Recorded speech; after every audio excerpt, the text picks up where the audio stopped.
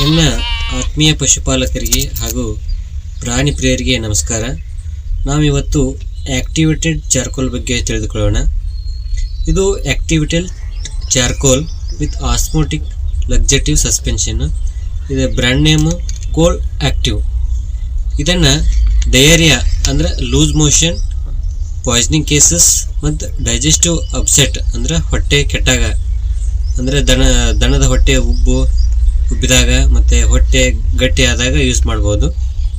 ಯಾವ್ಯಾವ ಪಾಯ್ಸನಿಂಗ್ ಅಂದರೆ ಕೀಟನಾಶಕ, ಕಳೆನಾಶಕ ಮತ್ತು ಕೆಮಿಕಲ್ಸು, ಡ್ರಗ್ ಓವರ್ಡೋಸ್ ಆದಾಗ ಯೂಸ್ ಮಾಡಿರಿ.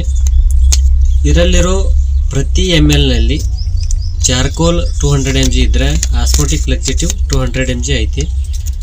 ಡೋಸೇಜ್ ನೋಡೋದಾದ್ರೆ 1 ml ಪ್ರತಿ kgಗೆ, ಅಂದರೆ 300 kg ಇರೋ ದನಕ್ಕೆ 300 ml ಹಾಕ್ಬೋದು.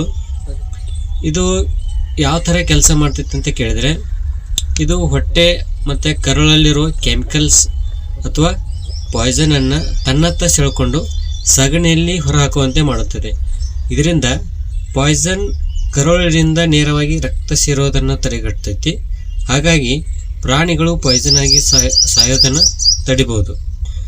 ಒಂದು ವೇಳೆ ಇದು ನಿಮಗೆ ಸಿಗದೇ ಇದ್ದರೆ, ನೀವು ನಿಮ್ಮ ಮನೆಯಲ್ಲಿ ಒಲೆಯಲ್ಲಿದ ಇದ್ದಲನ್ನು ಪುಡಿ ಮಾಡಿ ನೀರಿನ ಜೊತೆ ಮಿಕ್ಸ್ ಮಾಡಿ ಸಹ ಕೊಡ್ಬೋದು.